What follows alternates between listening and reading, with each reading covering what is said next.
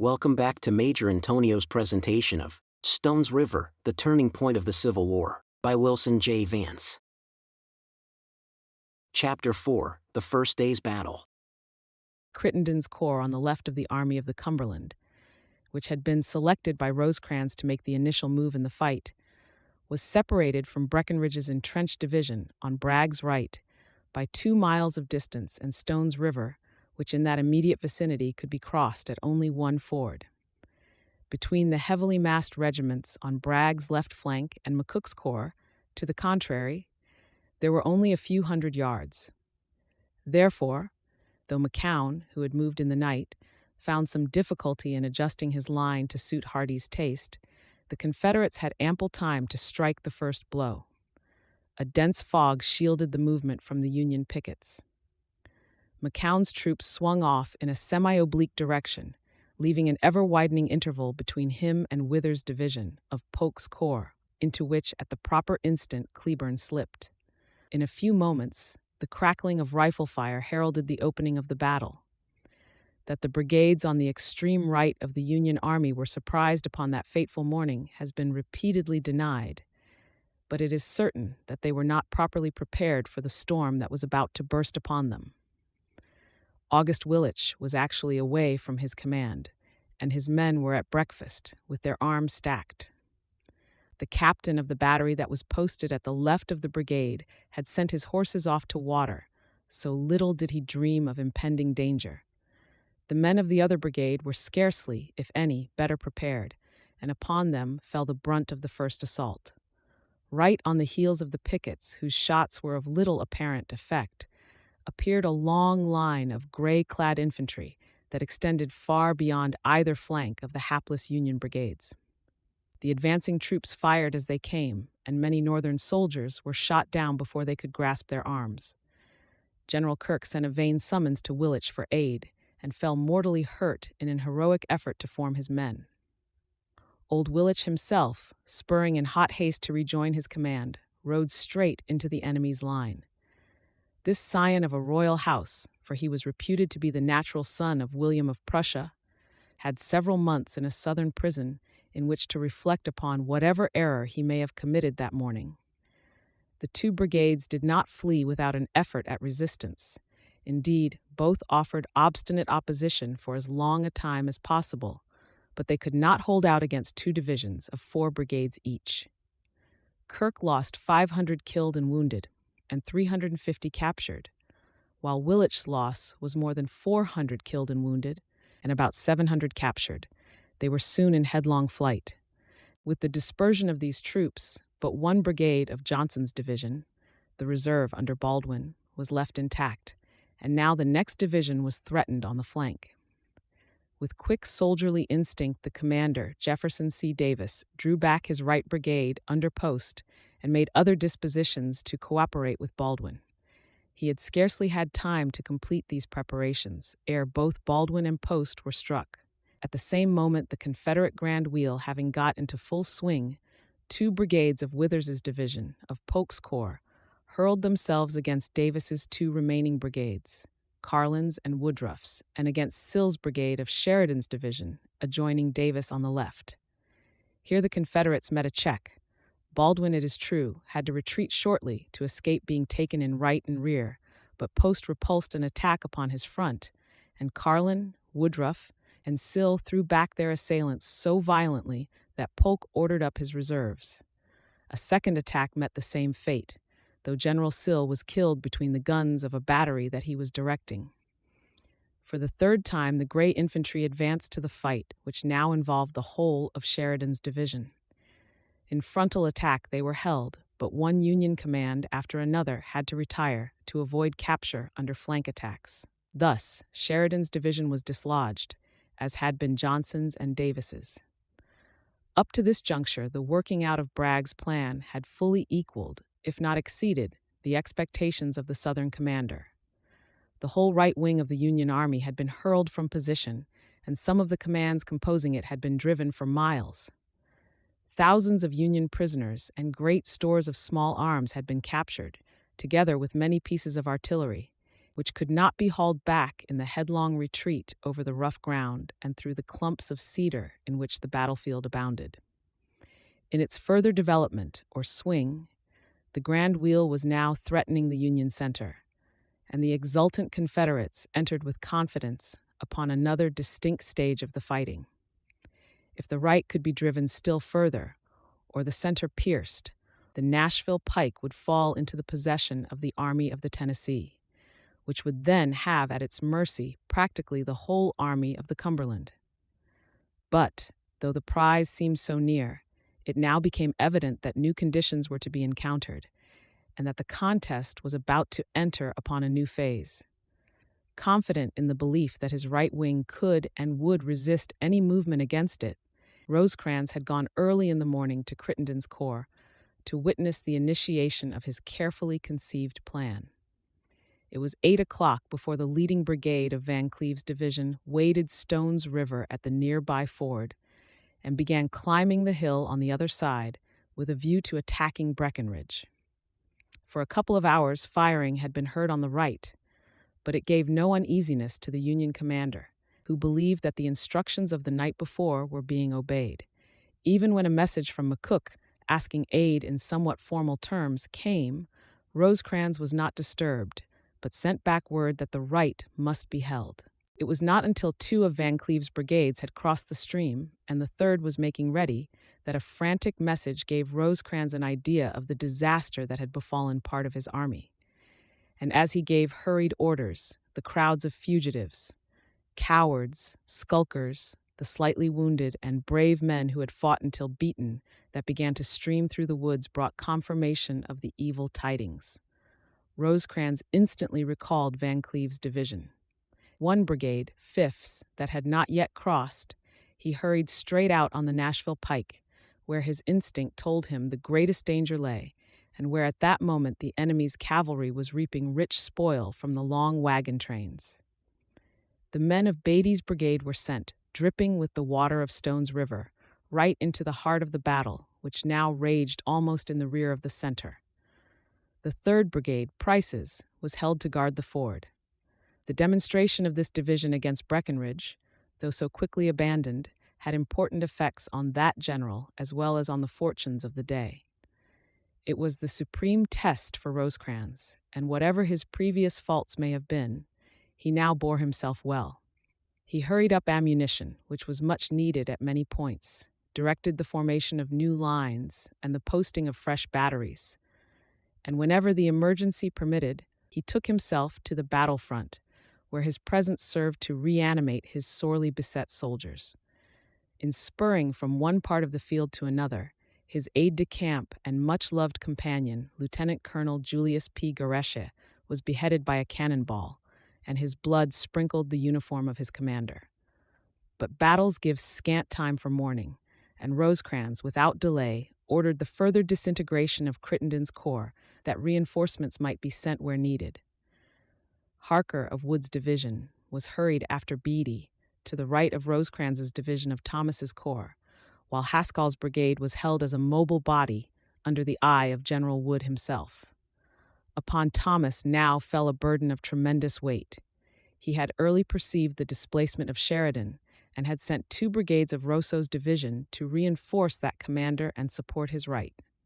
Then he turned to face one of the most dangerous and furious efforts made by the foe during the whole day. Hardee, with his whole force, was moving to take Sheridan in flank and in the rear.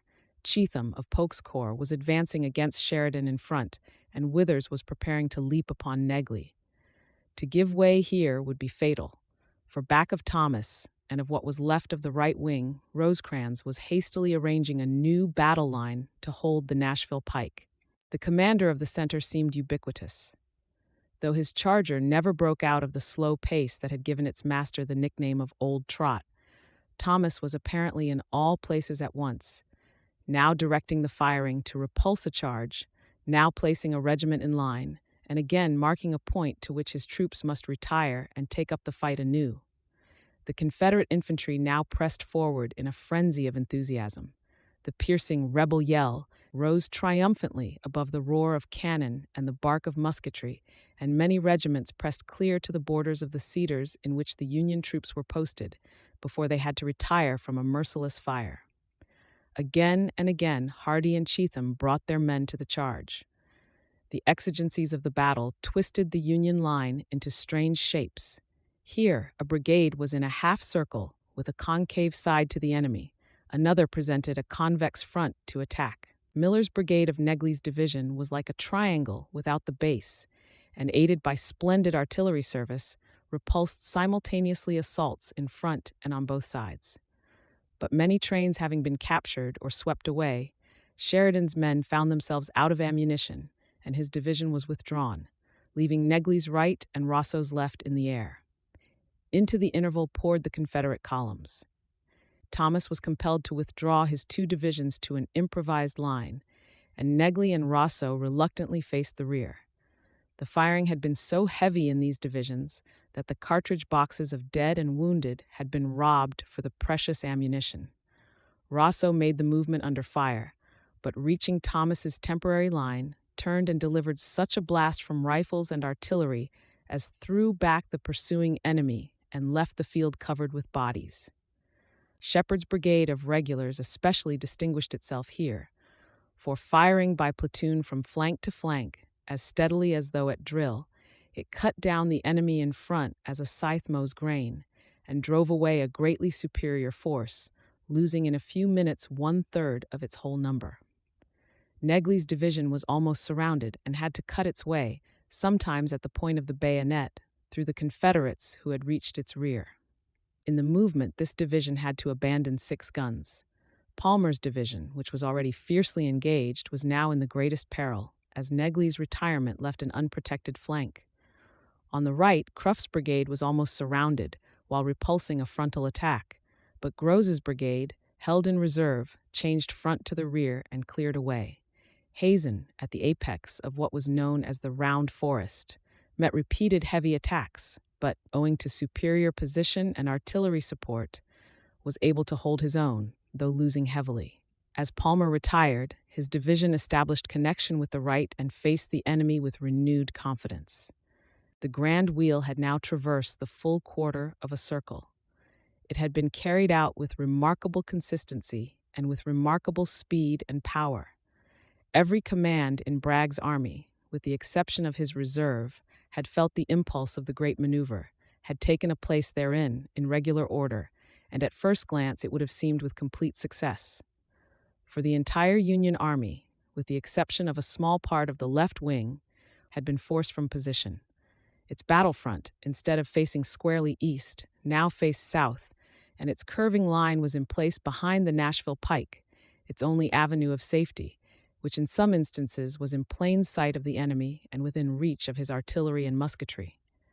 But though Rosecrans had lost heavily in men, guns, horses, and ammunition, Bragg had not escaped without cost. Some of his splendid brigades mustered, but half of the strength with which they had begun the battle, and almost all the men were so exhausted as to be unable to go further.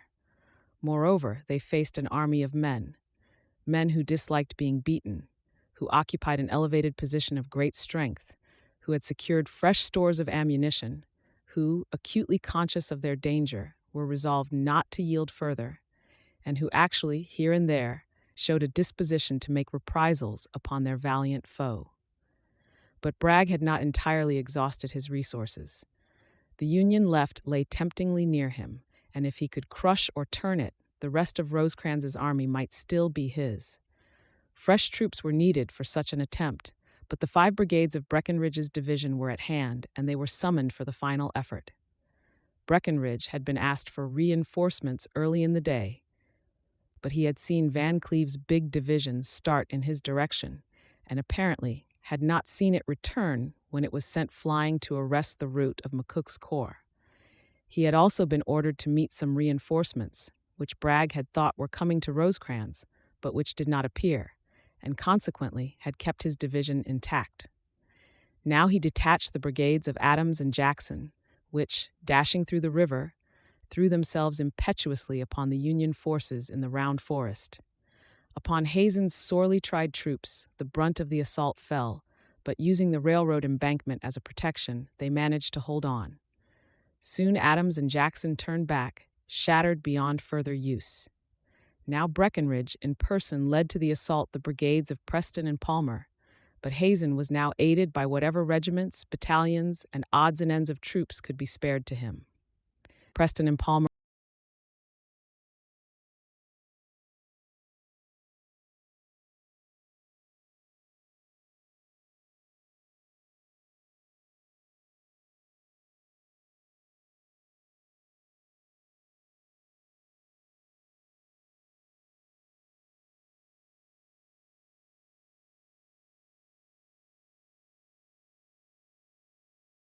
were not only driven back, Chapter 5. but they left The some night and prisoners the as a next result day. of a countercharge by a The Union dusk regiment. of The short winter's day had already come on when the last desperate charges of the Confederate hosts were repelled. As though by common consent, the firing ceased almost simultaneously on both sides, and a period of comparative calm succeeded the storm of battle. Never was a cessation of strife more welcome than to the two armies. The Army of the Cumberland had been so riven and torn during the struggle as to bear scarcely any resemblance to the compact organization of the morning. Divisions had been swept away from the rest of their corps, brigades had been torn away from divisions, regiments from brigades, and even battalions and companies from regiments. It was in very truth an improvised battle line, the line that had clung to the Nashville pike during the closing hours of the engagement. A vast number of individual soldiers, not by any means all skulkers, but in many cases, men who had become separated from their own commands and had done valiant service wherever opportunity offered, with or without orders, were wandering about back of the Union lines, seeking the campfires of their comrades. To restore a semblance of order and alignment was the first task of officers, great and small, and it was hours before this could be accomplished in part. It was the intention of Rosecrans to forbid fires, for fear of drawing attacks from the enemy, but before any order could be issued, they were lighted all along the line, and the exhausted troops got an opportunity to boil coffee and toast bacon before sinking down to sleep. On the Confederate side, there was less confusion. The Army of the Tennessee, though clearly fought out for the time being, had preserved far more of the autonomy of its several commands, and as the campfires were kindled along its battlefront, the impression was universal that the fight would be renewed on the morrow. Bragg himself was in a state of exultation, for though his cherished plan had not yet been carried out, he felt that success had merely been deferred. There was a council of the principal Federal officers during the night at the commanding general's headquarters. Rosecrans, it is said, had in mind a retirement of a few miles to Overall's Creek, but this was given up when it was pointed out that the new position was scarcely as strong as the one now held, and offered few advantages. Then somebody suggested the question of retreat. There is a tradition to the effect that Thomas had fallen into a doze during the talking, but that he woke up when this unpleasant word was uttered. "Retreat," he exclaimed, so the story goes. "This army can't retreat." This assurance seemed to satisfy the timid ones, and the question was dropped forthwith. New Year's Day, 1863, dawned clear and cold. During the night, every effort had been made to strengthen the Union position, and to good effect, for Bragg had a cloud of skirmishers out with the dawn, and all day they searched the line in every part, at times being aided by the artillery. But not a crevice could be found, and the Confederate maneuvers at no time developed into movements of importance. But Wheeler's cavalry found plenty to do, and its capture of a wagon train caused the liveliest rumors of disaster among the garrison that had been left at Nashville. Despite, however, the activity of the horsemen of the enemy, Rosecrans managed to get through the lines a considerable store of rations, ammunition, and other supplies. So the day ended with the situation much as it had been when the day began, except that the soldiers on both sides had had an opportunity to restore themselves after the intense fatigue of the first day's fight, and that order had been evolved out of the chaos into which the Army of the Cumberland had been thrown. One change in the situation, at the time regarded as of little account, but which was to have momentous results, had been made. During the day, Rosecrans gave some scrutiny to Breckinridge's division of the Army of the Tennessee, which had retired to its original position on Bragg's right. As this force was posted, it was too far away to be watched closely, and Rosecrans, as a precautionary measure, directed Crittenden to throw Van Cleve's division, now under General Samuel Beatty, for its own white-haired commander had been wounded, together with Gross's brigade, across the ford to a position in Breckinridge's front. The movement, which had for its purpose little more than observation, was accomplished without interference on the afternoon of January 1, 1863. This concludes today's reading of Stone's River, The Turning Point of the Civil War, by Wilson J. Vance. Join us also the day after tomorrow for the subsequent chapter. Subscribe to Major Intonio's channel. Thank you for listening, and so long.